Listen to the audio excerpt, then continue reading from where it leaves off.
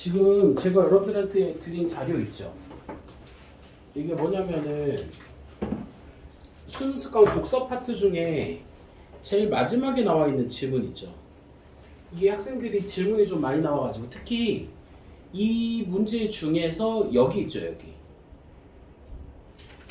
3번 문제가 시험에 좀 많이 나올 것 같아요. 이 유형 자체가 이게 적용하기 유형인데 그걸 우리가 조금 더 살펴볼 필요가 있을 것 같아요.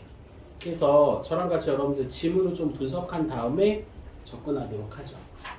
우선은 이 글 자체를 여러분들 한번 보세요. 지문을 보면은 선생님이 뭘로 여러분들 같이 갈 거냐면은 제가 표시를 해볼게요. 어떻게 표시할 거냐면 형광펜으로만 표시하는 걸로 한번 해볼게요.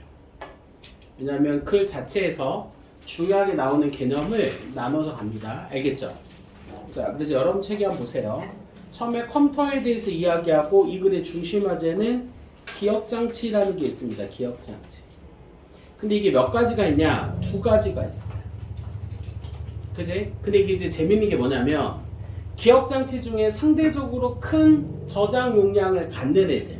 그러니까 재밌는 게 상대적으로 큰 저장 용량을 갖는데 이름이 보조기억장치야. 이제 우리의 인식 안에서는 용량이 크면 주기억장치가 될 거 아니야. 그치? 근데 얘는 용량이 큰데 보조기억장치다. 반대로 또 다른 애는 이렇게 잡아볼게요. 상대적으로 작은 저장 용량을 갖는 애를 주기억장치라고 한단 말이야. 그러니까 이게 이제 우리 일반적인 인식이랑 좀 차이가 있지. 이름에서. 근데 이제 여러분들은 그렇게 이름적으로 가지 말고 요걸 구분을 하면 돼. 그래서 보조기억장치는 용량이 크다. 주기억장치는 용량이 작다. 이렇게 나누시면 됩니다. 자, 그 다음에 뒤에 보시면 이게 보조기억장치에서는 주어가 얘입니다. 프로그램이나 데이터들을 영구적으로 저장한다. 여기서 이제 중요한 단어는 영구적으로 저장할 수 있다는 거지. 왜? 용량이 크니까. 이해됐어요? 자, 컴퓨터는 당장 필요한 프로그램에서 데이터를 보조기억장치에서 복사하여, 자, 어디에서? 보조기억장치에서 복사해. 왜? 영구적으로 기록되어 있는 애는 보조기억장치라고 했잖아요. 그치? 여기서 복사를 해서 어디로 데리고 가는 거냐? 주기억장치에 저장한 후 처리한단 말이야. 아, 그러니까 이제 뭔가 일을 처리할 때는 어디서 하는 거냐? 주기억장치에서 하는 거야. 그런데 주기억장치는 용량이 커, 적어? 적지? 그러니까 평상시 여기는 비워놔야 돼.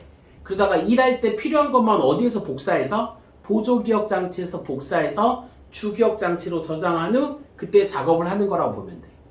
우리가 여러분들 역시나 마찬가지입니다. 우리가 요리를 하는데 주방에 협소해. 그럼 여기에 재료를 다 갖다 놓을 수가 없겠지. 그래서 어디? 보조주방이 큰 곳에 있는데 거기에 재료를 쌓아두고 거기서 필요한 것만 가져다가 이제 필요한 부분만 가지고 요리를 한다.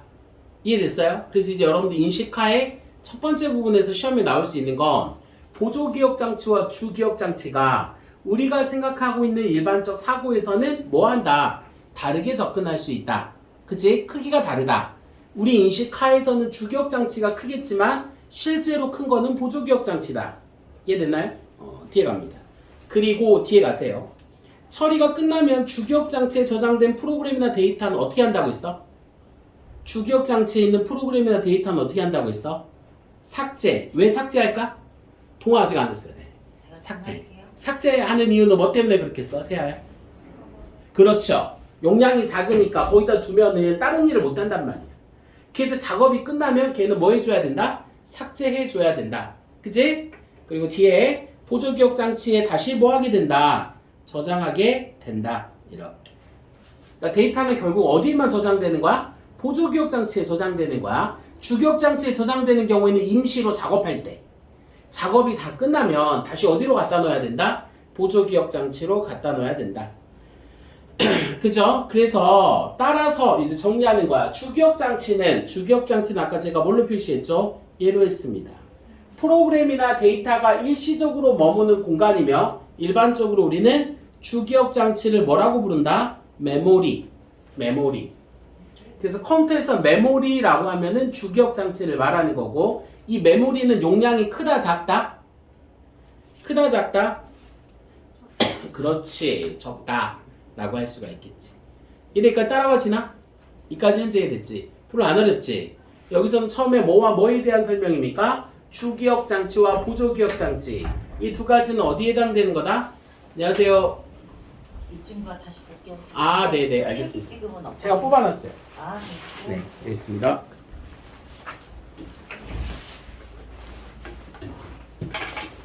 수능 특강입니다. 이름이 어떻게 되죠? 김민건 김민권? 컨 건. 민건.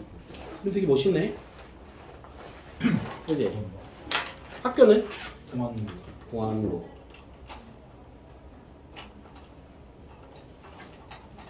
민건이는 엄매하자. 하자. 하자. 수특은 샀어요? 네. 지금 수특 비문학 개념학습 제일 마지막 부분이야. 컴퓨터 좋아요? 컴퓨터 잘하게 생겼는데 얼굴이? 공거라서. 그래요? 그래도 컴퓨터 잘 못해? 컴퓨터에 대한 이야기야. 자, 그래서 이제 우리가 알고 있는 걸로 정리하면은 주기억 장치를 다른 말로 고치면 뭐라고 한다? 메모리라고 한다. 그런데 이 주기억 장치는 용량이 크다, 작다, 적다. 그래서 대부분의 저장은 어디에다가 한다? 보조기억 장치에다가 한다. 이게 지금 선생님이 색깔을 나눠놨지. 자, 녹색 부분은 뭐에 대한 설명? 보조기억 장치에 대한 설명. 그 다음에 주황색 부분에 해당되는 건 어디? 이거는 주기억 장치에 대한 설명. 현재 여기까지 따라와줘요. 자, 그 다음 뒤에 갑니다. 프로그램의 연산을 수행하는 중 중앙 처리 장치, 이걸 우리가 CPU라고 합니다. 뭐라고요? CPU라고 하는데 EBS 연계라는 건 이 지문이 똑같이 나오는 게 아니야. 이렇게 나오면 지금 현재 우리 책은 메모리, 기억 장치에 대해서 나왔지만 중앙 처리 장치를 가지고 또 다른 글을 낼 수가 있어. 그럼 우리가 이걸 뭐라고 하냐? 소재 연계라고 합니다. EBS 연계는 내용적인 것도 있지만 대부분이 다 소재가 연계되는 거라고 보시면 돼. 그래서 나중에 이제 제가 여러분들한테 관련 자료로 뭘 주냐? 이 중앙 처리 장치와 관련된 자료를 또 줄 수도 있어. 이게 CPU와 관련된 거야. 얘 이름을 뭐라고 한다? CPU라고 한다고. CPU. 알고 있으면 이름이 이제 EBS 소재 연계구나 라고 보시면 돼. 중요한 건 얘가 어떤 특정한 작업을 하고자 할 때 컴퓨터는 필요로 한 프로그램을 주기억 장치에 올려놓게 된대. 아까 주기억 장치를 다른 말로 고치면 뭐라고 했죠? 주기억 장치를 다른 말로 고치면 뭐라고 했지? 그렇지, 얘랑 연결이 돼야 되겠지. 그러니까 메모리에다 갖다 옮겨 놓는다고. 왜? 메모리는 용량이 작으니까 보조기억 장치에 넣어놨다가 필요할 때마다 갖다가 여기 저장해서 쓴다고 했습니다. 이렇게 주기억 장치에 올라와 실행 중인 프로그램을 다른 말로 뭐라고 하냐? 프로세서라고 합니다. 프로세서. 그러니까 프로세서는 뭐의 이름이냐? 프로그램의 이름이야. 그치? 작업하는 프로그램을 우리는 뭐라고 부른다? 프로세스라고 이야기합니다. 프로세스. 자, 여러가지 작업을 동시에 실행하려면 필요한 프로그램과 데이터를 모두 주기억 장치에 저장해야 하지만 아까 이야기했다시피 주기억 장치의 단점은 뭐냐? 저장 용량이 작아요. 그래서 여러분들 컴퓨터 성능이 떨어지면 컴퓨터가 여러 가지 일을 하는데 버벅거려. 혹시 여러분들 동영상 작업 해봤어요? 그래서 그 UCC라든지 이런 거 만들 때 보면 어때? 동영상 저장을 하면 컴퓨터 메모리를 되게 많이 소진한단 말이에요. 그래서 나머지 작업이 거의 안 돼요. 그래서 컴퓨터가 마치 멈춰있는 듯하게 이렇게 버벅거릴 때가 있어. 그게 뭐가 부족한 거냐? 메모리가 부족한 거야. 주기억 장치의 용량이 부족한 거라고 보시면 되겠죠. 자, 그렇지 못할 수도 있어. 이러한 문제를 해결하기 위해 이거 이렇게. 여기 이제 그래서 중요한 부분이야. 어떤 문제가 발생하면 이 문제를 해결하기 위해서 프로그램 중 당장 구동시킬 일부만을 주기억 장치에 올려놓고 사용하고 나머지는 보조기억 장치에 둔단 말이야.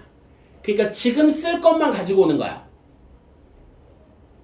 선생님이 예전에 이제 자취를 할 때 대학원 다닐 때 자취를 하는데 원래 계속 기숙사에 있다가 근데 이제 나의 신조가 뭐냐? 집에서 음식을 하지 말자라는 게 제 신조였어요. 왜냐면 집이 더러워지면 안 되니까. 그러니까 제가 이제 이 집을 꾸미는 방법은 어지럽히지도 말고 더럽히지도 말자. 이런 식이었어. 심지어는 집에서 잠도 잘 안 잤어요. 집이 더러워질까. 침대가 더러워지잖아.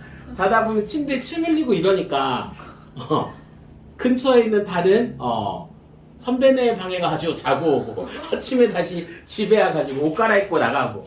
그러니까 다들 너는 집의 용도가 뭐냐 막 이제 이런 식으로 의문을 이제 갖게 된 거지. 그러다 이제 여자친구가 생겼는데 여자친구가 집에서 이제 요리를 해준다는 거야. 근데 집에 요리 기구가 하나도 없어요. 요리 기구가 하나도 없는 거야. 그래가지고 이제 급하게 가스 버너를 하나 구입을 했는데 문제는 이게 하나밖에 못 하잖아. 근데 그때 당시 이제 그 여자친구 요리해준다는 게 한 3가지 정도가 되니까 이 3가지 냄비에 다 올려야 되는데 냄비도 하나, 버너도 하나. 이러니까 어떻게 해야 돼? 하나씩 이제 버벅대는 거야. 근데 그때 이제 요리를 해준다고 해가지고 내가 친구들한테 자랑해서 친구들이 한 3명 정도 와서 먹으려고 대기를 하고 있는데 요리 속도가 너무 늦는 거야. 왜냐면 하나가 요리가 뭐 끝나야지 그 다음 요리가 되고 막 이런 식이야. 근데 이제 아마 그때 당시 지금은 선생님이랑 결혼한 와이프인데 그때 당시 여자친구일 때는 아마 구상이 3개의 요리를 이렇게 나란히 놓으면은 되게 이제 조금 풍족하게 이렇게 먹을 수 있는 음식이 될 거라고 생각했는데 하나 요리가 끝나면 친구들이 다 먹어버리고 그 다음에 2번째 요리가 끝나면 다 먹어버리고 이제 이런 식이야. 그러니까 이제 한 티가 별로 안 나는 거지. 그래서 막 제가 욕을 얻어먹었던 적이 있었거든. 왜 가스레인지가 하나밖에 없는 거냐. 집에 최소한 3개 정도는 있어야 되는 거 아니냐. 이게 일종의 뭐가 부족한 거냐. 용량이 부족한 거야. 주기억장치. 그럼 이제 이때는 쓰는 방법은 이를 해결하기 위해서 프로그램 중 당장 구동시킬 일부만을 주기억장치에 옮겨놓고요. 나머지 부분 있잖아요. 요 나머지 부분. 여기서 이제 중요한 건 얘야. 요 나머지 부분은 어떻게 관리를 해야 되느냐? 거기 나와 있죠? 보조기억장치에도 보조기억장치 일부를 메모리처럼 사용하는 거야. 그걸 우리가 이름하여 뭐라고 부르냐? 가상 메모리라고 합니다. 그치? 그러니까 이제 메모리 기능은 가상 메모리, 보조기억장치는 일반적으로 저장하는 게 주 기억 기능인데 CPU가 작업을 할 때 가상 메모리 역할을 좀 해줍니다. 그래가지고 어떻게 되느냐? CPU가 주기억장치에서 작업을 하다가 지금 이제 이걸 안 써. 그럼 이걸 삭제시키고 지금 써야 되는 걸 보조기억장치에 있는 가상 메모리에서 가지고 와서 쓰는 거야. 그러니까 일종의 자기를 속이는 거라고 볼 수가 있겠지. 왜? 이러한 이유가 발생하는 건 뭐 때문에 그렇다? 주기억장치의 용량이 작기 때문에 그런 겁니다. 무슨 말인지 알겠지? 이런 식으로 이제 작업을 한다. 가상 메모리는 사용자가 여러 가지 프로그램을 동시에 구동하려고 할 때 프로그램이 아무리 큰 저장 용량을 요구해도 중앙 처리 장치가 당장 실행하는 데 필요한 부분은 일부분이라는 점을 이겁니다. 어차피 CPU도 모든 작업을 여러 개로 하기가 어려워. 하나씩밖에 못한다 이거지. 그러니까 요것들을 순간 버텨내는 거라고 보시면 되겠지. 이게 요 구동 방식이라고 봅니다. 당장 필요하지 않은 프로그램 부분은 보조기억 장치에 두고 필요한 부분만 주기억 장치로 불러 사용하면 되는 것이다. 이를 위해 프로그램을 같은 크기의 작동 단위인 페이지로 분할하고, 자, 여기서부터가 이제 우리 글의 본 내용이야. 페이지로 나눈 다음에 페이지 단위로 프로그램을 주기억 장치에 옮겨 놓는 걸 페이징이라고 하고, 이 페이징 방식은 가상 메모리를 실현하는 대표적인 방법이다. 페이징을 할 때 주기억 장치에 페이지를 올릴 자료를 페이지 프레임이라고도 합니다. 사실 제가 이렇게 써놨지만 이런 것들은 시험에 안 나와요. 근데 이제 대부분 학생들은 얘가 시험에 나올 거라고 생각해. 제가 이걸 표시한 건 단지 이 단어의 개념이 뭔지 정도만 이해하라는 거지 중요해서 표시한 건 아닙니다. 그럼 진짜 중요한 건 어디냐? 제가 항상 강조하다시피 수능에서는 진짜 중요한 게 여기입니다. 이게 뭐지? 얘가 나와 있으면 그 부분이 무조건 시험에 나오는 거예요. 이해됐죠? 그래서 비문학의 기본은 뭐냐? 예시가 나와 있는 구간이 시험 문제 나온다. 이렇게 생각하시면 됩니다. 그럼 여기서부터 이제 잘 읽어야 돼. 여기서부터가 뭐 하는 거냐? 실제로 적용하는 거야. 그럼 뭐에 대한 사례 얘기했어요? 주기억 장치와 보조기억 장치에서 왔다 갔다 하는 이 과정을 보여주는 거라고 볼 수 있어. 그거를 뭘로 설명하겠어? 페이지, 페이징, 페이지 프레임. 이걸 가지고 설명을 한다. 이런 뜻이라고요. 근데 여기서부터가 이제 애들이 머리가 혼란스럽다라고 보시면 됩니다. 그래서 여기서부터를 이제 우리가 잘 봐야 되는데 갑니다. 자, 우선은 작업을 2개를 한다는 뜻이야. 그래서 프로세서가 A가 있고 프로세서 B가 있어요. 그러니까 두 개의 작업을 지금 컴퓨터가 진행을 하려고 해요. 실행할 때 프로세서 A와 B는 각각 5개의 페이지로 이루어져 있습니다. 페이지. 그럼 총 페이지가 몇 개냐? 여기 5개, 여기 5개, 10개의 페이지야. 자, 주기억 장치는 7개의 페이지 프레임을 가지고 있어. 그러니까 주기억 장치에 저장할 수 있는 거 몇 개밖에 없어? 7개야. 지금 우리가 처리해야 되는 건 10개거든? 그런데 주기억 장치에 저장할 수 있는 건 7개밖에 안 된다고. 그러니까 주기억 장치가 훨씬 더 적지요. 이럴 때 이제 작업을 어떻게 하느냐. 각 페이지 크기를 100, 페이지 크기는 각각 100이야. 프로세서 A의 페이지 0과 1, 프로세서 B의 페이지 0과 1, 0을 당장 실행해야 돼. 그러니까 당장 실행해야 될 작업은 봐봐. 0, 1. 이건 프로세서 A에서. 그 다음 프로세서 B에서는 0, 1, 2. 총 몇 개야? 5개지. 아까 주기억 장치가 페이지가 몇 개였어? 7개지. 그러니까 지금 당장은 5개만 쓰면 된단 말이야. 그러니까 당장 구동이 될 수가 있겠죠. 자, 가정하자라고 해놨습니다. 그러면 이 5개의 페이지는 주기억 장치의 페이지. 자, 프레임 0, 1, 3, 4, 5. 이 부분이 여러분들 좀 헷갈릴 수가 있어요. 왜냐면 0, 1, 3, 4, 5. 요 중간에 2가 없단 말이야.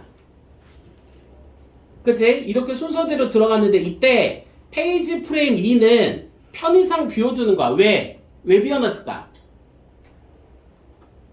이거를 추론할 수가 있겠잖아. 시험 문제 낼 수 있어. 왜 편의상 비워둘까요? 페이지 2는? 뭐가? 그렇지. 프로세스. 우리 책에 보면 작업을 뭐 하지? 프로세스 A와 B를 뭐 하기 위한 거야? 구분하기 위한 거란 말이야. 이해됐지? 안 그러면 뭐가 프로세스 A인지 프로세스 B인지 헷갈려질 수가 있으니까 중간에 한 페이지 정도를 비워놓는 거야. 이해됐어? 그래서 중간에 2번 페이지가 만약에 7개가 다 쓴다면 비워놓지 않겠지만 현재 7개 중에 몇 개를 쓰는 거야? 5개를 쓰는 거지. 그럼 중간에 자리가 비어 안 비어? 안녕하십니까? 야, 넌 학교가 제일 가까운데 왜 이렇게 제일 늦게 오는 거야? 일부러 그런 거야? 그래서 지금 녹화하고 있잖아. 오케이.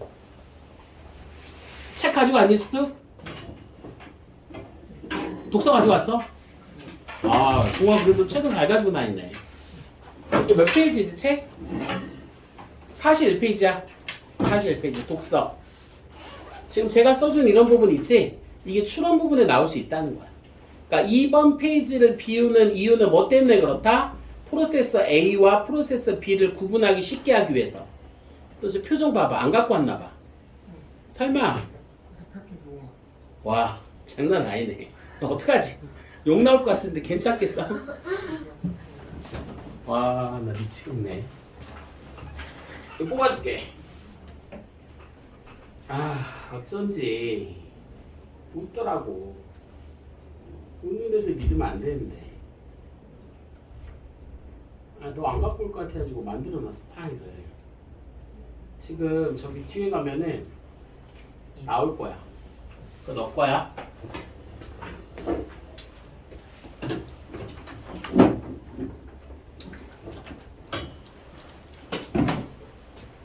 현재 여기까지 했습니까? 이겁니다.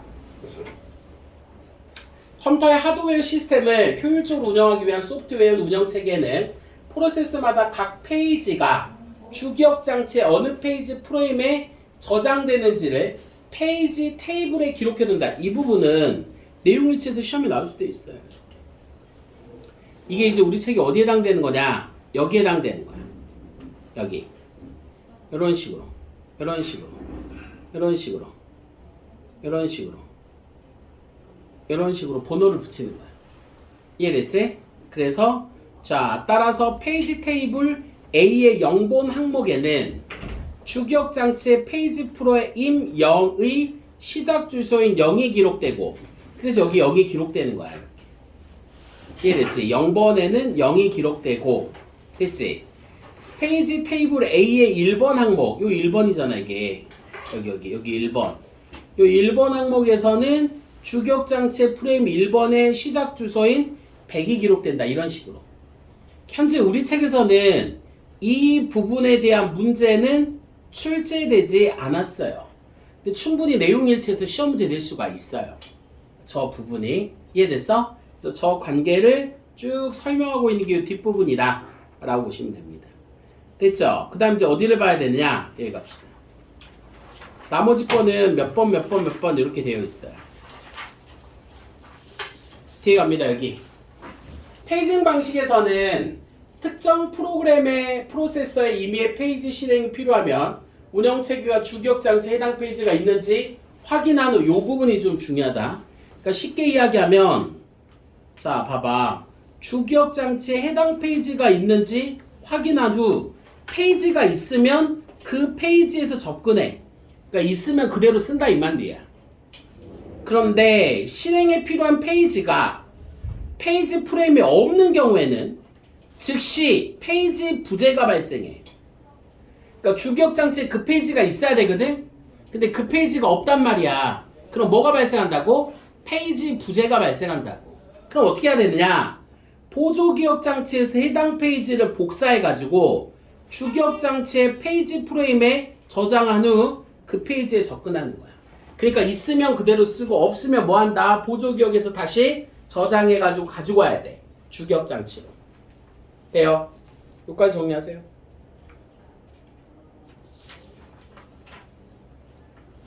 이제 문제가 그 뒤에야. 주기억장치에 페이지 프레임이 가득 찼을 때야. 여기야. 여기가 이제 문제란 말이야. 항상 문제가 발생하는 구간이 시험 문제가 나오는 거야. 이렇게 비어있으면 갖다가 붙였으면 되거든? 근데 이제 문제는 꽉 차 있을 때야. 아까 주기억장치가 프레임이 몇 개였어? 7개였지. 근데 작동하는 건 5개였잖아.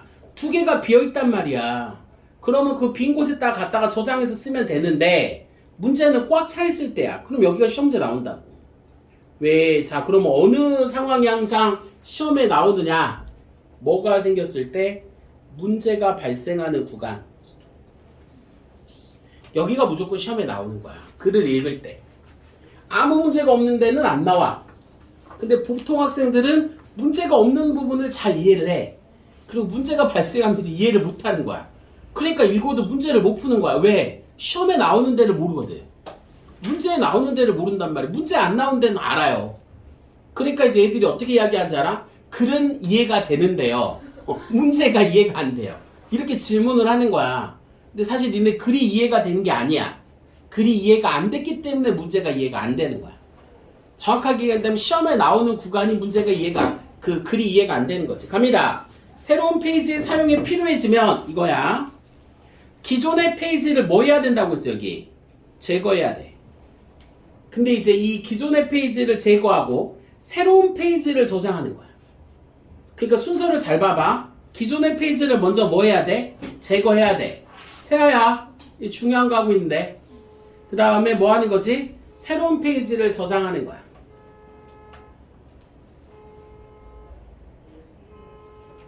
이해됐어? 이게 중요하다고, 순서가. 자, 이거를 뭐라고 부르냐? 페이지 교체라고 불러요. 이때 어떤 페이지를 교체할 것인지를 결정해야 된단 말이야. 어떤 페이지를 교체한다는 건 다른 말로 고치면 기존에 어떤 페이지를 지울지를 생각해야 된다 이거지. 페이지 교체에 의해서 제거할 페이지의 내용이 수정되었으면 운영체계는 페이지를 제거하기 전에 보조기억장치에 수정사항을 써주고 내용이 수정되지 않으면 그대로 해당 페이지를 주기억장치에서 뭐한다? 제거시키는 겁니다. 그치? 자, 그래서 여기 봐봐. 내가 왜 이게 시험에 나오느냐? 시험에 나오니까 그 다음 단락에 별도로 한 단락을 써주는 거야. 이게 이제 시험 문제 확실하게 나온다는 뜻이야.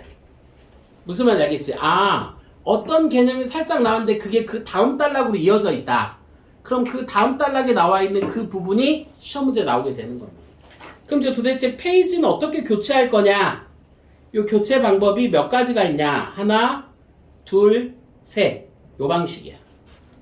페이지 교체하는 방식에 따라서. 그러면 얘가 첫 번째 교체하는 방법이야. 이걸 이름을 선입 선출 방식인데 이건 중요하지 않고 페이지 프레임에서 가장 먼저 사용된 페이지부터 순서대로 교체하는 거야. 그러니까 가장 먼저 사용됐다라는 건 가장 오래된 애부터 지운다는 뜻이지. 이해됐어? 가장 오래된 즉은 이꼴이야. 이렇게. 이 즉이 이꼴이야, 이꼴은. 는이라고 보면 돼. 주기억 장치에 들어온 지 가장 오래된 페이지야. 얘를 먼저 삭제시키는 방식이야. 이해됐어요? 그러니까 가장 오래된부터 나이 많은 애부터 제거하는 방식인가 본데. 가장 오래된 애니까. 그치? 주기억 장치에 들어온 지 가장 오래된 애. 얘를 지우는 거야.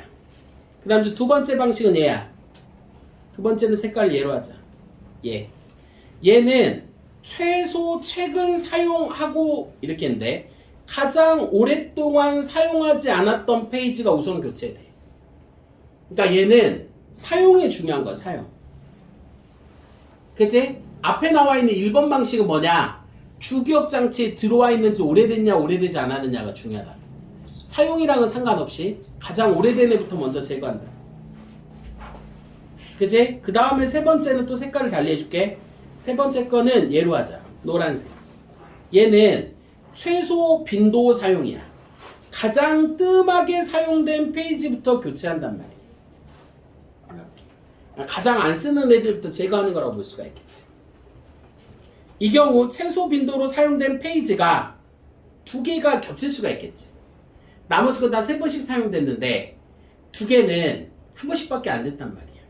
그럼 이 경우가 발생했을 때 이때 순위를 정하는 추가적인 규칙이 필요한데 가령 선입선출 방식. 요 선입선출 방식은 추가로 몇 번을 쓰는 거냐? 1번 방식을 쓰는 거야. 얘가 1번이었잖아. 이렇게 여기를 갖다 쓰는 거야. 그럼 두 개 중에 더 오래된 애를 지우는 방식이 되겠지. 그치? 두 개가 남았으면 그치? 그러니까 우선 기본적으로 가장 뜸하게 사용된 페이지가 두 가지가 남았어. 그럼 그 둘 중에 뭐를 제거할 거냐? 들어온 지 더 오래된 애. 걔를 제거하는 방식이 있을 수 있고. 그 다음에 최소 최근 방식이라면 얘를 이야기하는 거 있지. 최소 최근 방식. 이 방식을 가지고 오는 거야. 자, 이런 식으로 사용될 수 있어. 이들 세 가지 페이지 교체를 구체적인 예, 아까 또 제가 말했잖아요. 이렇게 들어가면 여기 시험 문제 나온다. 뭐 어디서부터, 여기서부터, 여기까지. 이게 얘야. 그치? 이제 우리가 한번 해보자. 이제 여기서부터 머리 잘 돌아야 된다. 여기가 이제 시험에 나오는 구간이니까 주기억 장치에 페이지 프레임이 몇 개야? 주기억 장치가 몇 개야? 3개야. 그러니까 얘한테 저장할 수 있는 공간이 총 몇 개야? 3개란 말이야. 그치? 즉 0, 1, 2 뿐인 요 페이징을 실행을 해. 자, 운영체계 페이지 여기 봐. A, B, C, B, A 순으로 사용을 해. 그치? 잘 봐. 주기억 장치에 데리고 올 수 있는 애가 처음에 몇 개야? 3개란 말이야. 처음에 뭐 들어오겠어? A, B, C 들어오겠지. 그 다음 봐라. B가 들어와야 되잖아. B가 들어와야 되잖아. 근데 3개니까 자리가 찼지? 그럼 뭐부터 지울까요? 자, 이때 페이지 0, 1, 2는 각각 A, B, C로 채워지는데 이때 새로운 페이지 D가 사용되려면 채워진 페이지 중 하나를 삭제하고 그 자리에 D가 들어가야 된단 말이야. 그치? 그럼 잘 봐라. A, B, C가 각각 차 있단 말이야. 이게 0번 프레임, 1번 프레임, 2번 프레임이야. 주기억 장치에서. 근데 이제 여기에다가 새로운 애 D를 집어넣어야 된단 말이야. 그럼 뭔가 하나를 지워야 될 거 아니야. 그치? 그 중에 첫 번째, 요 방식이라고 한다면 A, B, C 중에 가장 오래된 애가 누구야? A지. 왜냐면 A가 들어오고 그 다음 B가 들어오고 그 다음 뭐가 들어왔겠어? C가 들어왔겠지. 그러니까 A가 가장 오래됐겠지. 오래된 애를 지우고 여기다가 뭘 집어넣는 거냐? D를 집어넣는 방식이야. 이게 뭐냐? 이 방식이라는 거죠. 이해됐어요? 그 다음에 두 번째 방식. 얘라면 프레임에, 페이지 프레임에 있는 3개의 페이지 중 가장 오랫동안 사용되지 않았던, 잘 봐라. 여기 봐봐. 이게 무슨 말인지를 이해해야 돼. 그러면 또 다시 간다. A, B, C가 있지. 그러면 처음에 얘가 사용됐지. 그 다음 얘가 사용됐지. 얘가 사용됐지. 그 다음 봐, 여기 봐. 그 다음 뭐가 사용됐어? B가 사용됐잖아. 그 다음 뭐가 사용됐어? A가 사용됐잖아. 이해됐어요? 그러면 여기 봐봐. 얘라면은 세 개 중에 가장 오랫동안 사용하지 않은 게 뭐야? 그렇죠. 얘가 가장 오랫동안 사용하지 않은 거겠지.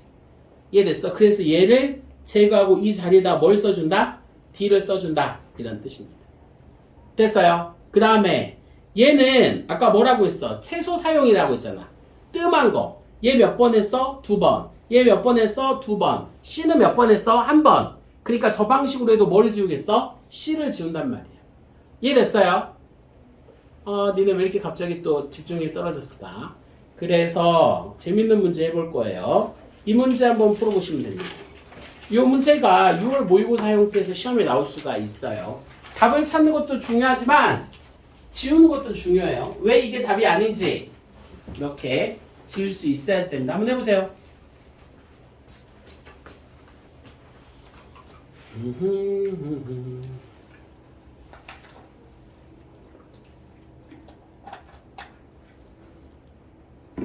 동아야 비 그쳤냐? 이제 비 안 와? 눈 와? 눈도 안 와?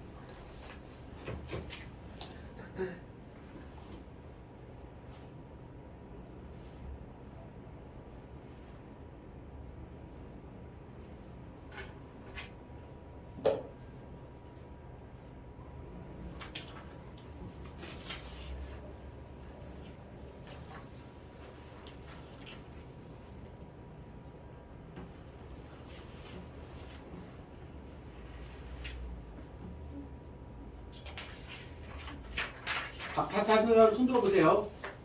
제가 가볼게요.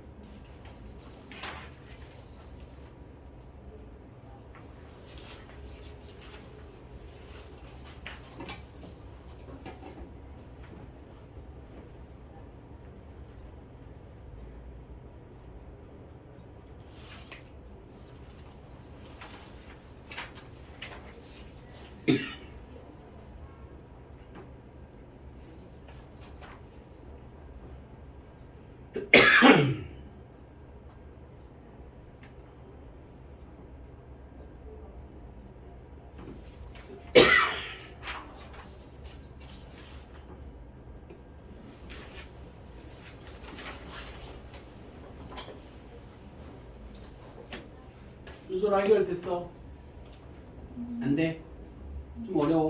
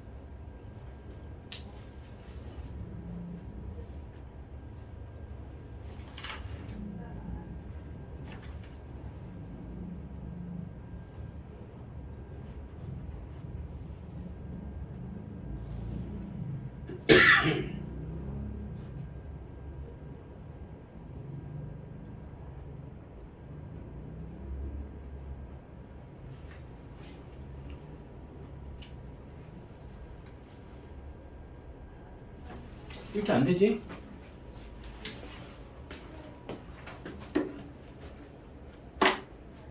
내가 어렵다고 하는데 이유가 좀 있나?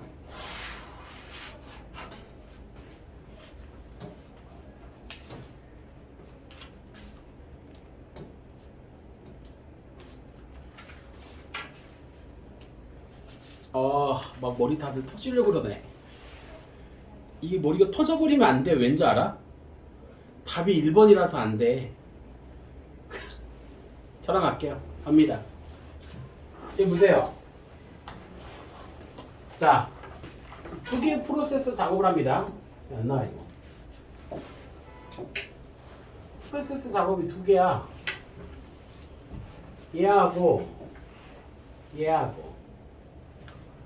그치? 프로세서 A는 페이지 A1, A0, A1, A2, A3로 이루어져 있고 프로세서 B는 B0, B1, B2, B3로 이루어져 있어. 자, 근데 주기억 장치가 한 번에 할 수 있는 프레임이 몇 개냐? 4개밖에 없어요. 그치? 그게 이제 문제야. 그래서 우리 책에 정리하면 0번에는 이제 작업 순서야. 제일 처음에 뭐가 들어가 있어? A0 1번, 2번, 3번이 될 거 아니야. 그치? 그럼 이제 두 번째 건 1프레임에는 B2, A1, B3 현재 이렇게 들어가는 것까지는 이해됐지? 됐어요? 자, 처음에 페이지 프레임은 페이지를 참조할 때마다 항목 번호에 따라 빈칸을 허용하지 않고 있잖아. 순서대로 채워지게 되어 있다고. 주기억 장치가 빈 상태에서 다음에 제시된 순서대로 페이지가 사용되고 현재 새로운 페이지 A3가 지금 이제 들어가야 되는 상황이야. 그치? 그럼 잘 봐라. 지금 현재 어떤 상태인지 잘 봐. 현재 A0, B2, A1, B3 여기까지 작업이 됐잖아. 그 다음에 이제 B0가 들어와야 되는데 요 방식을 쓴다면 뭘 지워야 되겠어? 그렇지. 여기에 가장 오래됐으니까 얘를 지우고 이 자리에 뭐가 들어오겠어? B5가 들어온다고 보면 되겠지. 그래서 이제 얘도 들어와 있는 상태야. 그 다음 이제 이번에는 B3가 들어와야 되는데 B3는 여기 있잖아. 그러니까 지울 필요가 없다고. 그대로 얘가 B3가 들어온다고. 됐어요? 그 다음에 또 누가 있어? A1이잖아. A1도 여기 있잖아. 그래서 얘가 그대로 A1이 들어온다고. 됐어? 그 다음에 A2가 들어와야 되는데 A2는 없으니까 뭘 지워야 돼?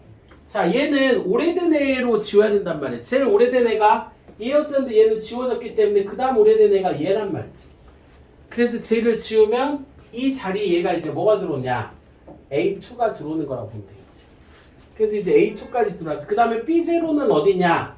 여기 그대로 있으니까 그대로 또 써요. 그래서 현재 지금 작동되고 있는 얘네들은 하나, 둘, 셋, 네 개가 돼. 그 다음에 이제 새로운 페이지 A3가 들어와야 된다. 그럼 그 다음에는 이 방식이라면 뭘 지워야 되겠어? 가장 오래된 애들 순서대로 지워야 된단 말이야. 현재 남아있는 애가 하나, 둘, 셋, 네 개야. 이 중에 가장 오래된 애는 뭐야? 가장 오래된 애는 뭐냐고? 네 개 중에 A2야? 얘가 제일 오래됐고 얘가 그 다음 오래됐고 그 다음 얘가 오래됐지. A1. 그렇지. A1이 그 다음이잖아. 맞지? 이거는 내가 지금 잘못 썼네. 이거는 3지 3. C가 아니고 이렇게. 그치? 그러면 이 프레임 안에서 가장 오래된 애가 얘고 그 다음 얘네들은 지워졌잖아. 현재 남아있는 애 중에 가장 오래된 애는 얘지. 질문. 이 다음에 오래된 애는 뭐야? B3가 되겠지. 이렇게. 이해됐어? 그러니까 현재 여기를 지우고 여기다가 뭘 써야 되겠어? A3를 써야 된다 이 말. 이해됐지? A3가 들어가야 되는 프레임 번호는 몇 번이야? 2번이잖아. 그래서 여기 봐봐. 얘에 따르면 새로운 페이지는 페이지 프레임 2에 들어가게 되겠군요. 여기가 2잖아. 2. 그래서 너 맞는 설명했구나. 사실 이 문제는 1번은 딱 보면 답이 그냥 나와야 돼. 근데 이제 여러분들 여기 안 되면 여기서부터 이제 조금 회로에 문제가 좀 생기는 거지. 나머지는 그럼 어떻게 지우느냐? 한번 보여드릴게요. 자, 이에 따르면 현재 페이지 프레임에는 B0, A2, B2 여기 현재 남아있는 프레임에는 이게 써져 있어야 된단 말이야. 그치? 그러면 B0 맞고 A2 맞고 여기가 잘못했지. B2가 아니고 여기를 뭘로 고쳐야 돼? A1으로 고쳐야 되겠지. 그래서 여기가 잘못된 거야. 현재 남아있는 4개는 여기가 남아있어야 된단 말이야. 여기. 현재 남아있는 4개. 이해됐어요? 이렇게. 그 다음에 이 방식을 따른다면 A2가 페이지 프레임에서 삭제될 차례이다 라고 나와 있잖아. 이 방식은 아까 뭐가 삭제되는 방식이었어? 그렇지. 얘가 지금 가장 오래된 거고 얘는 어때? 가장 사용하지 않은 애들을 지운단 말이야. 그치? 그러면 현재 그대로 또 쓰면 어떻게 되냐? 저 방식으로 만약에 간다면 이렇게 됐겠지. 그러면 얘 같은 경우에는 이제 가장 사용하지 않은 거니까 얘도 똑같이 여기가 똑같이 지워져. 얘가 B0가 되겠지. 그 다음에 B3는 여기 그대로 가니까 여기 B3로 가고요. 그 다음에 A1은 그대로 또 A1이 가고요. 그 다음에 A2는 가장 사용하지 않은 애가 얘니까 끝까지 다 똑같아요. 그 다음에 B 재료가 이렇게 간단 말이야. 이렇게. 그치? 그러면 이 경우에는 뭐가 삭제되겠냐? 가장 나중에 사용되는 애를 찾아야 되겠지. 가장 나중에 사용되는 애는 얘니까 얘가 삭제돼야 된단 말이야. 이해됐어요? 그래서 A2 페이지가 삭제되는 게 아니라 B3 페이지가 삭제된다 라고 하는 게 맞겠지. 됐어요?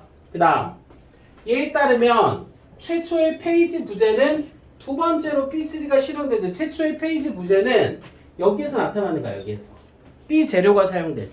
그래서 두 번째 B3가 실행될 때가 아니고 B 재료가 실행될 때 이때 페이지 부재가 나타난다. 이렇게 쓰면 되겠지.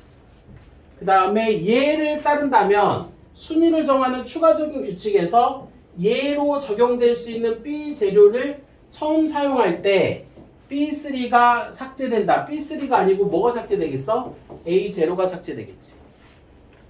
이해됐어요? 이렇게. 이런 식으로 지워지면 답이 돼. 요거 할 수 있어야 돼. 6월 모의고사에서 이 문제 나올 거거든. 적용하기. 근데 여러분들 이제 힘들면 어떻게 해야 돼? 버려야지 뭐. 버리면 어떻게 되겠어? 학교도 같이 버려지잖아요. 그러니까 요 문제에 적용하려고 노력을 해야 돼. 선생님 생각에는 개념학습 파트에서 6월이나 9월 평가원에서 활용할 수 있다 싶으면 요 지문이 활용될 것 같아.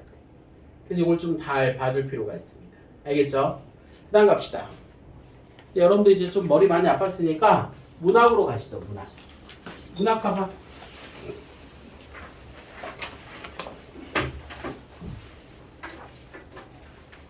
자, 문학에서는 우리 지난 시간에 요거 설명해줬어요. 이거 5월 소식이랑 수업 시간에 와사 등을 설명해줬단 말이에요. 그치? 그리고 여기 뒤에 나와 있는 요 문제를 풀어라. 이렇게 됐단 말이죠. 여기. 여기까지가 이제 우리가 좀 봐야 되는 부분이니까 한번 볼까요?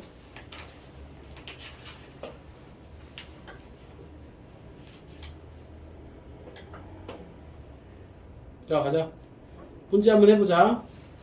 우선은 학생들이 많이 어려워하는 게 첫 번째, 가와 나에 대한 설명인데 이거 뭐 물어보는 거냐? 형식을 물어보는 거야. 이렇게. 됐어요. 근데 가의 작가가 누구고 나의 작가가 누구지? 가의 작가는 누구였었어? 정지영. 나의 작가는 누구였었지? 김광균. 원래 이 사람들은 다 뭐냐? 모더니즘 계열이야. 그래서 원래 뭐가 나와야 되냐면 이미지즘이 나와야 돼. 이미지즘은 뭘 물어보는 거냐? 심상. 이미지를 물어보는 거야. 사실 이 문제가 원래 이미지 문제가 나와야 되거든. 근데 이 문제는 그렇게 안 내놨어요. 그래서 이번 수능 형태에서 특징이 뭐냐? 어디다 쓸까요? 이 수특 문학에서 특징이 이렇게 기존에 중시된 개념이나 특징들 있지.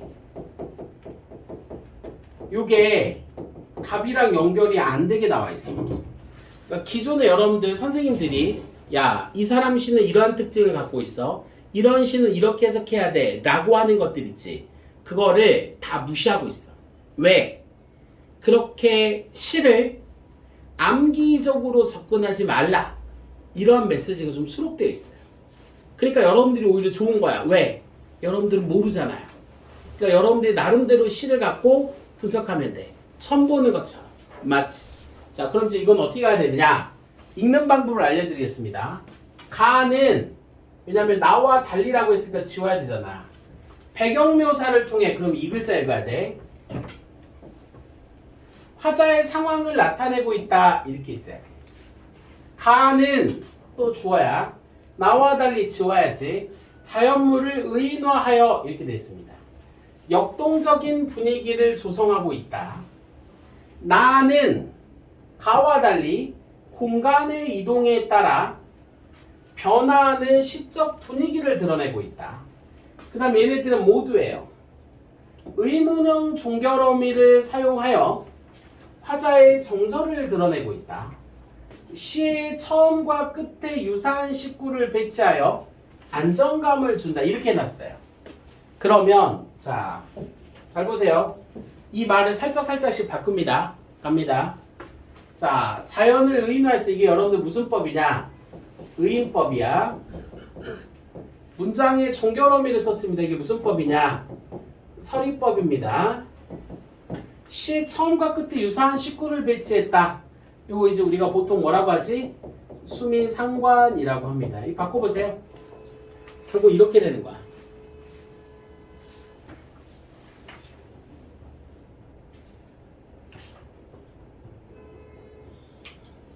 됐어요.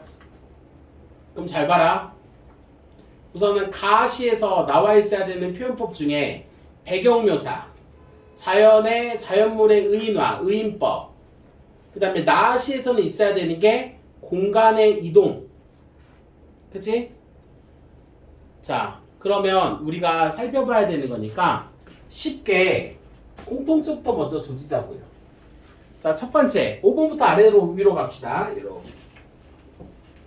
자, 우선은 수민상관 있어 없어? 나는 있어. 근데 가는 없지. 그러면 지우는 거야. 답 아니야. 왜 뒤에 거 안 봐도 돼. 그 다음에 가 나에서는 의문형 종결어미 서리적 표현 있어 없어? 의문형이라는 거 물어보는 거잖아. 자, 여기서는 지금 나에서는 뭐 물어봤냐? 여기 있네. 여기 보면 뭐라고 나왔지? 신호냐? 보이지? 그 다음에 가에서는 또 뭐 물어봤냐? 찾아갈까나? 뭐 이런 것들 나와 있지. 그러면 의문형 종결어민이 있네? 그러면 뭐야 얘? 여기 가야지. 얘는 있으니까 지금 뭐가 안 맞네. 이렇게 와야 되는데. 이렇게 와야 돼. 얘는 있다고 봐야 되겠네. 우선은 남겨놔. 그 다음에 나에서는 공간의 이동이 있어요, 없어요? 선생님, 공간의 이동은 어떻게 찾아요? 공간이 제시되어 있어야 되겠지. 공간이 제시되어 있어야 되겠지. 그럼 나시에서 나타난 공간이 있어, 없어? 없지. 그래서 공간의 이동 안 나왔습니다. 그래서 여기 지워. 그 다음에 가는 자연물을 의인법 있는지 한번 보세요. 자, 보통 우리가 의인법 찾으려면 이렇게 정리하면 되겠다. 의인법은 어떤 대상물이 있고요. 이 대상물의 정서, 이 정서라는 게 감정이 있어야 돼. 보통 우리가 의인법 하면 움직임이라고 쓰는데 아니야. 감정. 그 감정이 제시가 돼 있어야지 의인법이란 말이야. 가시에 의인법 있어, 없어? 없지. 그래서 지워진단 말이야. 가시에서 배경묘사 있어요, 없어요? 있어? 이거 한번 찾아볼까? 가시에서 배경묘사를 여기 봐봐. 오동나무 꽃으로 불 밝힌 이곳 첫 여름이 그립지 아니한가. 어린 나그네 꿈이 시시로 파랑새되어 오려니와 나무 밑에 가나 턱 밑에 이마를 고일 때나 네가 남기고 간 기억이 소근소근거리는구나. 이렇게 나와 있잖아. 그러면 여기에서 지금 공간에 대한 묘사 있어, 없어? 없지. 얘도 지워지겠는데? 그럼 뭐야? 답이 몇 번이야? 그럼 답이 4번이네? 이렇게 봐야 돼. 그치? 선생님, 이거는요? 이거는 모든 표현이 다 정서를 드러낸다고 보면 돼. 공식이. 알겠지? 모든 표현은 다 뭘 드러낸다? 정서를 드러낸다. 그래서 뒤에 걸로 하지 말고 앞에 걸로 풀으라고. 그래서 이런 문제의 키포인트는 우선은 여기에서 먼저 답을 골라라. 여기에서 답을 골라라. 이렇게. 그 다음에 답이 없을 때 뒤에 걸 봐라. 이해됐지? 이렇게 보시면 됩니다. 그 다음에 2번 가자. A하고 B에 대한 설명으로서 가장 적절한 것은 A하고 B는 뭐냐? A. 오르간 소리가 있고 아우성 소리가 있어. 이 봐봐. 여기. 자, 쬐끄만 페스탈로치야 꾀꼬리 같은 선생님아 부르고 있지. 얘가 누군가를 부른단 말이야. 왜 부르겠어? 그리움의 대상이야. 이렇게. 날마다 섬둘레가 근심스러운 풍랑이 씹히는가 하노니 은은히 밀려오는 듯 멀리 우는 오르간 소리. 이 오르간 소리가 바로 뭐냐? 그리움을 구체화시키는 거라고 보시면 됩니다. 됐어요? 그 다음에 B 봐봐. B. 피부에 스키는 어둠, 낯설은 거리의 아우성, 까닭도 없이 눈물이 난다 이 말이야. 그럼 여기에서 이 아우성은 두 가지. 하나는 화자에게 뭘 주는 거냐?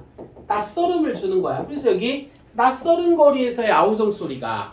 그 다음에 두 번째는 뭘 느끼게 해주는 거냐? 눈물을 나게 한단 말이야. 이 눈물은 뭘 나타내는 거라고 했어요? 고독과 외로움. 이렇게 연결되는 거라고 했잖아. 그래서 하나는 그리움이고 하나는 외로움이라고 보시면 돼요. 됐습니까? 이렇게 본다고 했을 때 아래에서 답을 고르는 거야. 기억과 니은에 대한 설명으로 가장 적절한 것은 이라고 보시면 됩니다. 그랬을 때 문제를 한번 보겠습니다. A는 화자의 내적 갈등 아니죠. B는 화자에게 미래에 대한 기대감 아닙니다. 그치? A는 B와 달리 대상에 대한 화자의 소망이라는 게 뭐 하는 거지? 그리움이었잖아. 그치? 만남이잖아. B는 A와 달리 화자가 맞닥뜨린 현실을 견딜 수 있게 하는 계기, 견딜 수 없게 하는 눈물 나게 한단 말이야. A와 B는 모두 화자가 추구하는 삶의 모습, 얘는 화자가 추구하는 삶의 모습이 아니란 말이야. 그러면 답이 몇 번이 될까요? 3번이 되는 방식이다. 이렇게 문제가 풀린다 라고 보시면 될 거야. 이해됐어? 어떻게 풀어야 되는지를 잘 생각해야 돼. 자, 그 다음에 얘. 예, 3번. 이런 형태가 이제 수능에 많이 나온다고 보시면 돼요. 갑시다. 자, 이 문제를 풀 때 먼저 얘를 보지 말고 얘는 없다 손 생각하고 그냥 풀자. 저 부분은 항상 뭘로 활용해야 되느냐? 시를 읽기 전에 배경 지식으로 생각하고 글을 읽어야 돼요. 문제 푸는 정보라고 생각하면 안 된다. 그러니까 문제 풀 때는 쟤를 빼고 그냥 아래에 나와 있는 시어로 푸는 거야. 이해됐어요? 그래서 뒤에 갑니다. 우리 한번 해볼게요. 저기 있는 거 없다 손 치고 우리 이제 지우고 갑니다. 자, 해볼게. 1번에 순풍되어 외딴섬 로맨틱을 찾아간다는 것은 끊어야지. 상상 속의 이미지와 이국적 시어를 통해 여기 대상에 다가가고 싶은 화자의 정서, 여기 이 시의 주제라고. 그러니까 가시의 주제는 그대로 있어요. 오, 있구나. 그 다음에 나에서 늘어선 고충 신호기는 도시 문명을 잘 드러내는 소재로 여기까지 끊어. 도시의 삶에 대한 화자가 느끼는 고적한 정서. 요 고적하다라는 건 고요하고 쓸쓸하다. 여러분들 알고 있는 고도, 외로움 이렇게 쓸 수가 있단 말이야. 그래서 얘도 맞겠죠. 그래서 2번도 맞는 설명입니다. 됐어요. 다시 3번 갑니다. 가에서 오동나무 꽃에서 불 밝힌 남기고 간 기억만이 소근거리는과 나에서 피부 바깥에 스미는 어둠 길게 들인 그림자는 끊어 감각적 이미지를 강조한다는 점에서 이전의 시와 구분되는 시인의 개성 여기 가로친 이 부분 있지? 요 가로친 부분은 항상 뭐와 관련된 거겠어? 보기와 관련된 겁니다. 그래서 이 부분은 답을 고를 때 제외를 시켜야 돼. 그러면 여기만 갖고 푸는 거야. 저러한 표현들이 감각적 이미지나 아까 이제 제가 이야기했잖아요. 김광균이나 정주영이 이미지즘 시인이란 말이야. 당연히 이 방법으로 이어진다고 볼 수가 있겠지. 그래서 얘도 뭐 하는 거지? 맞는 설명이다. 이렇게. 갈까요? 자, 가에서 꿈이 파랑새가 되어 오거나 섬 둘레가 풍랑에 씹히는 것과 나에서 어디서 그리 무거운 비위를 지니고 있는 회화적 이미지를 통해 풍경을 표현함으로써 모더니즘 경향을 드러내고 있다. 자, 여기 갑니다. 여기.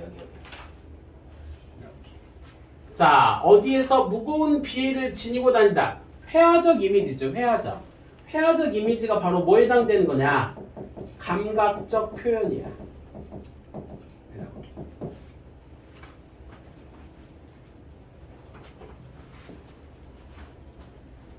그러면 꿈이 파랑새가 되어 오거나 섬 둘레가 풍랑에 씹히는 것과 나에서 어디서 그리 무거운 비위를 지니고 있다.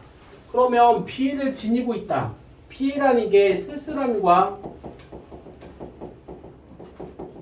슬픔이거든. 이렇게. 지금 꿈을 파랑새라고 이야기하는 건 구체적인 형상화가 되어 있어요. 이렇게. 그치? 그러니까 이런 것들은 뭐로 볼 수 있냐? 회화적 이미지로 갈 수가 있다고. 근데 무거운 비애를 지니고 있다. 이거는 그림이 그려지지가 않아. 비애를 지니고 있다는 게 쓸쓸함을 갖고 있다는 뜻인데 이게 구체적인 어떠한 모습으로 장면으로 나타나지 않아요. 그래서 이 부분이 뒤에 나와 있는 회화적 이미지랑 표현을 풍경했다라는 게 적절치가 않은 거지. 그러면 선생님 이 시에서 이 모더니즘적인 부분은 어디 나와 있습니까? 라고 물어볼 수가 있단 말이야. 그치? 이 모더니즘적인 부분은 여기 나와 있어요. 이렇게. 뒤에 봐봐. 긴 하늘 황망이 나래를 접고 해가 날개를 접었대. 늘어선 고층의 창백한 묘석 같다. 황혼에 젖어 있어요. 그러면 늘어선 고층 빌딩들이 있고 그게 마치 뭐와 같다? 묘비의 비석처럼 쓸쓸하게 서 있는 장면이 그려진단 말이야. 이런 것들이 바로 뭐에 해당되는 거냐? 회화적 요소야. 이렇게. 그치? 됐어요? 정리하세요. 그래서 이 문제는 이런 식으로 문제가 좀 나와 있어. 쉬운 문제는 아니야. 돼요? 이렇게 나와 있는 거야. 그 다음에 또 어디에서 나타나 있냐면은 여기는 공허한 궁열에야 군중의 행렬에 섞여서 내 어디에 그리 무거운 피해를 지니고 왔기에 길게 느린 그림자 이다지도 어렵다. 요 부분이 오히려 구체적인 뭐가 그려지겠어? 장면, 회화적 이미지라고 보면 되겠지. 그림을 그릴 수 있는 건 요 부분이지. 근데 우리 시어를 여기를 건드려 놨단 말이야. 이해됐어? 그래서 이거는 시험 난이도가 살짝 있어요. 그래서 요렇게 나오면 좀 어렵겠구나 생각해야 돼. 그래서 회화적이다라는 것보다 구체적인 장면이 그려지느냐 그려지지 않느냐 이렇게 이해할 수 있으면 됩니다. 됐어요. 그 다음 갑니다. 오늘 김기림의 연륜이라는 시도 우리가 한번 공부해 보도록 하죠.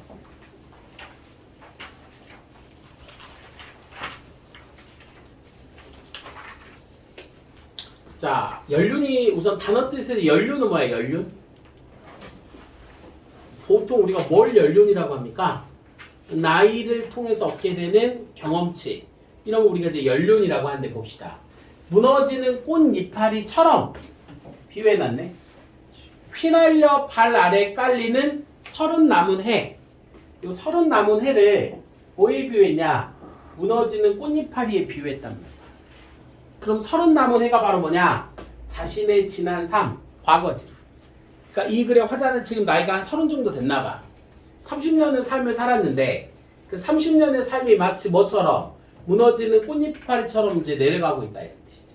그러니까 삶이 무너지는 거야. 그지? 그러니까 어떤 거에 대해서 나름대로 열심히 삶을 살았는데 그거에서 뭘 느끼는 거냐? 절망감 같은 걸 느끼는 거지. 구름같이 피어오던 뜻은 이때 뜻. 이 뜻이라는 건 화자가 꿈꿨던 소망이나 어떠한 꿈이지. 이런 것들은 날로 굳었어. 그러니까 피지를 못했다 이런 뜻이야. 한금 두금 곱다랗게 감기는 연륜이야. 그러니까 결국 얘의 삶이라는 건 뭐였어? 끊임없는 꿈의 좌절이었다는 거지. 어떻게 보면 대한민국 학생들의 모습이잖아. 그치? 초등학교에서 중학교 올라갈 때는 의대나 가볼까? 뭐 이렇게 가다가 의대 좀 힘드니까 약대로 바꿔볼까? 이제 이렇게 가다가 약대 조금 힘드니까 간호학과로도 좀 해볼까? 근데 또 성적이 또 떨어지니까 간호학과가 안 되니까 메디컬 쪽에서 연구원이나 해볼까? 또 그것도 또 안 되니까 어떻게 되겠어 이제? 계속 접는단 말이야. 꿈이 좌절의 연속이라고 보면 되겠지. 뒤에 갑니다. 갈매기처럼 꼬리 떨며 사모핀 바다바다에 내려앉은 섬으로 가자 이래 있지. 여기서 이제 중요한 건 뭐뭐 하자. 어디로? 섬으로. 이 섬이 이 글의 화자가 가고자 하는 어디가 되겠어? 이상향이 되겠지. 이상. 얘는 지금 어디로 가고 싶은 거야? 섬으로 가고 싶은 거라고 볼 수가 있습니다. 됐나요? 자, 그 다음 뒤에 갑니다. 빛이 하늘 아래 피는 꽃은 맑기도 하리라. 요 하늘 아래 피는 꽃은 맑기도 하다. 무너질 적에는 눈빛 파도의 적시울이 뭐뭐 하겠다라는 건데 요 눈빛 파도 아름다운 자연물이라고 볼 수가 있겠지. 그래서 여기 나와 있는 꽃이나 저기 나와 있는 눈빛 파도 이런 것들은 아름다운 이상적인 모습이야. 그래서 뭐뭐 하리라 뭐뭐 하리 이런 것들은 화자의 뭘 드러내는 거냐? 의지를 드러내는 겁니다. 초라한 경력을 육지에 막은 다음 그러니까 얘는 이 육지와 대비되는 공간으로서 뭘 잡았지? 섬을 봤지. 이 섬이 어디가 되냐? 이상이 되겠지. 그럼 육지는 뭐 해야 되겠냐? 자기의 초라한 과거 이런 것들은 여기 남겨놓고 새로운 꿈과 희망은 섬에 가서 이루겠다. 주름 잡히는 연륜마저 끊어버리고 과거의 이런 것들과 다 끊겠다 이런 뜻입니다. 나도 또한 불꽃처럼 열렬히 살리라 의지야. 어디 가서? 여기 가서 뭐처럼 살겠다? 불꽃처럼 살겠다. 이렇게 새로운 삶을 살아보겠다라는 화자의 의지를 다짐하는 시가 요 시가 되겠지. 이해됐어? 과거와 뭐 하겠다는 뜻이야? 단절하겠다는 뜻이 되겠지. 과거와의 단절을 통해서 새로운 삶을 살아보겠다는 화자의 굳건한 의지를 이야기하는 시라고 보시면 됩니다. 돼? 그래서 뒤에 보면 여기 나왔잖아. 여기 봐봐. 여기서 중요한 건 이 부분인 것 같아. 여기 이제 문제 이름 표현상으로 이게 나왔고 비유법, 감각적 표현, 의지적 오조 나왔다면 요 3번에서는 요 섬이 화자가 가고자 하는 이상적 공간이다. 이렇게 보면 되겠지. 그 다음에 이제 거기로 갈 수 있는 애들은 맑은 꽃이나 눈빛, 파도 이런 것들이 이제 아름다운 자연물이 된다 라고 이야기하는 거. 되나요? 그 다음 뒤에 갑시다. 여기 정릉 살면서. 이 작품은 작가의 삶을 좀 이해하면 좋거든. 요 글의 작가가 고혈압으로 쓰러졌던 시인이 건강을 회복하면서 정릉에 살면서 쓴 시다. 화자는 바람, 햇빛, 실개천과 같은 자연을 통해 자신의 지다운 삶에 대한 위안을 얻는다. 그리고 삶에 대해서 감시하는 마음과 자연과 함께 살아가고자 하는 소망을 노래한다. 정릉 가봤어요? 안 가봤어? 정릉이 어디 있냐면은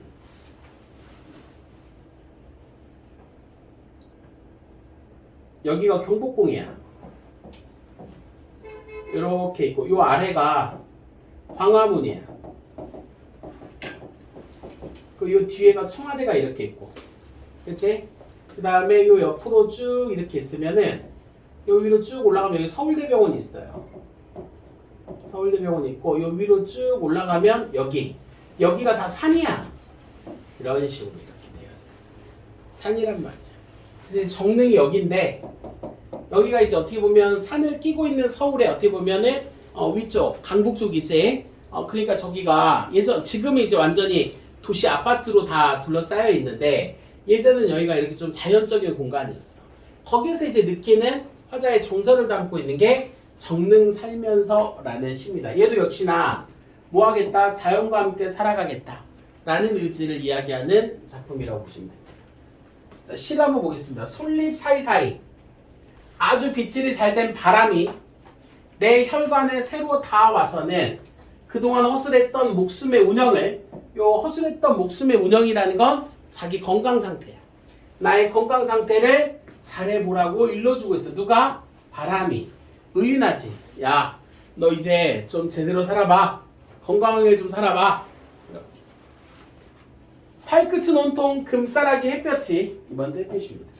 내 잘못 살아온 36대. 얘가 기본 정서가 반성이네. 과거의 삶을 잘못 살았다니까. 여기는 왜 잘못 살았냐? 건강관리를 잘 못했단 말이야. 그치? 덮어서 쓰다듬어주고 있다. 위로해주는 거지. 야, 이제 잘 살아야지. 건강하게 살아야지. 이런 느낌이야. 누구랑 누가? 바람과 햇볕이 나에게 위로해주는 거야. 그리고 이제 좀 제대로 살아 라고 이야기해주고 있는 겁니다. 갑니다. 자, 그뿐인가? 뒤에 가시죠. 자, 시름으로 고인 내 간장 안의 웅덩이를 세월의 동생 실개천이, 이번엔 실개천이 마을같게 뭐하고 있냐? 씻어주고 흐르고 있고 이렇게. 그러니까 얘네들이 날 다 위로해주고 나에게 새로운 삶을 살라고 의지를 북돋아주는 시어라고 보면 되겠지. 친구여, 사람들이 돌아보지 않는 이 눈물나게 넘치는 자산, 이 자산이 자연물들이야. 바람, 햇볕, 실개천들이 되겠지. 혼자 아껴서 곱게 가지리로라 라고 되어 있습니다. 이게 이제 뭘 나타내는 거냐면 내가 이거를 소중하게 여기며 살아가겠다 라는, 뭐라고요? 소중하게 여기며 살아가겠다는 의지를 이야기하는 시가 이 시라고 보시면 될 거예요. 이해됐어요? 자, 그래서 뒤에 나와 있는 문제들이 있습니다. 세 문제만 한번 풀어보면 돼. 지금 바로 1, 2, 3 이건 좀 쉬울 거야. 특히 3번이 좀 중요하다. 3번을 맞힐 수 있어야 돼. 이번에 3월을 모의고사에서도 역시나 3번 문제가 여러분들을 제일 많이 헷갈리게 할 겁니다. 알겠어요? 오케이. 해보자.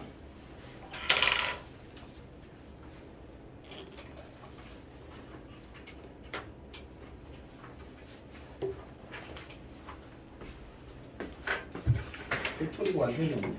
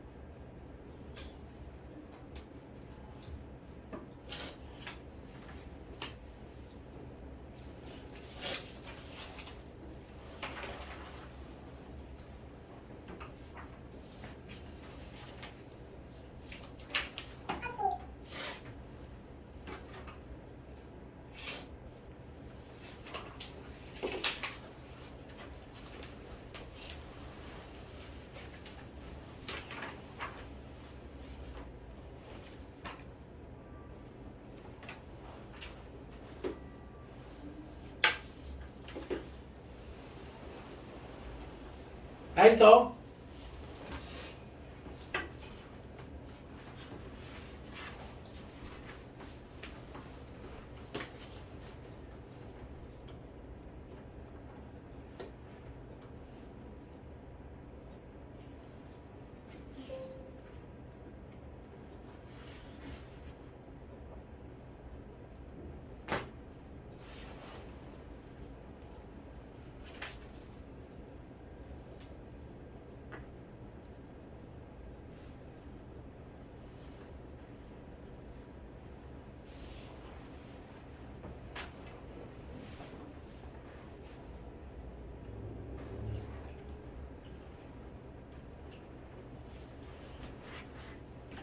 가.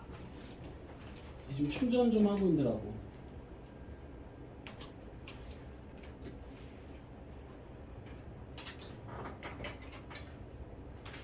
충전했고 설명합시다.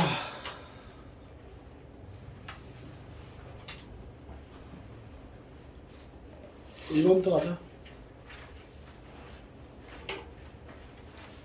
가나에 대한 설명으로 가장 적절한 것은 가는 나와 달리 특징 부사어를 사용하고 이 나에서는 시상의 전환이 있어야 되는데 보통 시에서 시상의 전환이 나와 있으려면 표지어가 있어야 돼.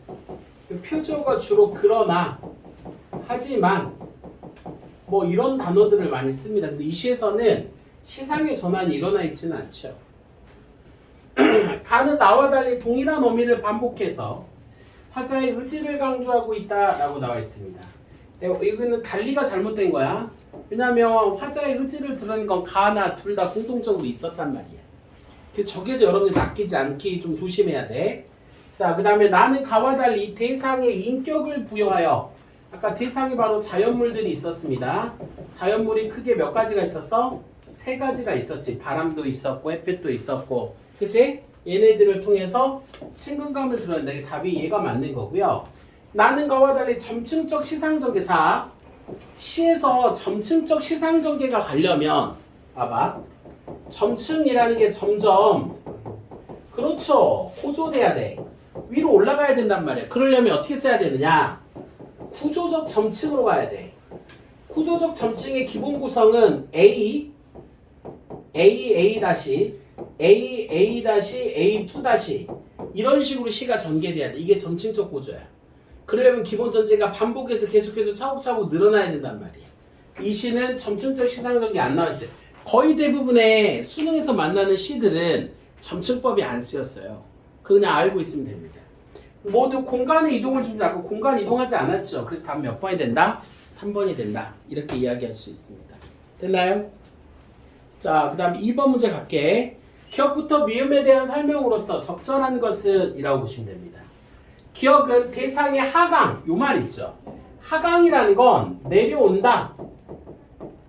이런 단어가 있어야 돼. 그치? 그래서 여기 기억을 읽어보면은 아래라는 말이 있잖아요. 이게 지금 하강적 이미지란 말이야.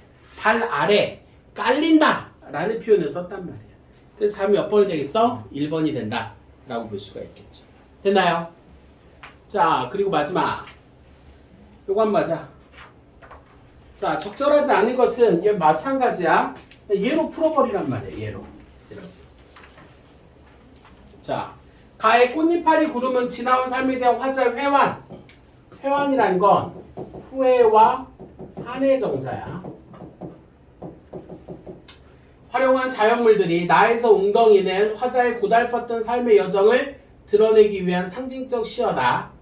가의 화자는 30남은 초라한 경력이라고 언급함으로써 나의 화자는 36대를 허술하고 잘못 살아고 표현함으로써 자신의 삶에 대한 성찰, 이게 둘의 공통점이야. 그치? 지난 삶에 대한 반성과 성찰이 깔려있다. 이렇게 말할 수가 있으니까요. 자, 3번. 산호핀 바다에 있는 섬, 이 이상향이라고 있어. 상상 속의 자연 공간을 통해 화자가 지향하는 세계로. 오케이, 맞았네. 바람, 햇빛, 실개천이라는 실제 자연물을 통해 삶을 인식한 화자의 긍정적. 얘네들 위로해주는 거니까 긍정적이라고 볼 수 있지. 좋아요. 가의 화자는 가자 또한을 통해 화자가 지향하는 세계를 타인에게 확장하려는 태도. 아니, 자기가 가겠다는 자기 의지를 이야기하는 시야. 다른 사람한테 같이 가자고 말하는 게 아니란 말이야. 그래서 여기서는 확장하는 태도 잘못됐고 나의 화자는 사람들이 돌아보지 않는 혼자라는 표현을 통해 자신의 내밀한 개인적 소망을 드러내고 있습니다. 여기는 맞죠? 그렇다면 적절하지 않은 거 몇 번이 된다? 4번이 된다. 이렇게 이야기할 수 있을 것 같아. 됐어요? 여기 지금 우리가 했고 다음 시간에 과제는 여기 꽃, 누룩 이 시가 6월 모의고사에 출제될 가능성이 높습니다. 꽃하고 누룩 이 두 작품을 여러분들 해가지고 오시면 되고요. 과제는 자 제가 여러분들 아까 했던 것 중에 그 수능 특강 있죠? 수능 특강 인문 파트를 좀 해야 될 것 같아 이제 숙제로 이번 주 숙제는 수능 특강 인문인데요. 독서 파트에서 나갑니다.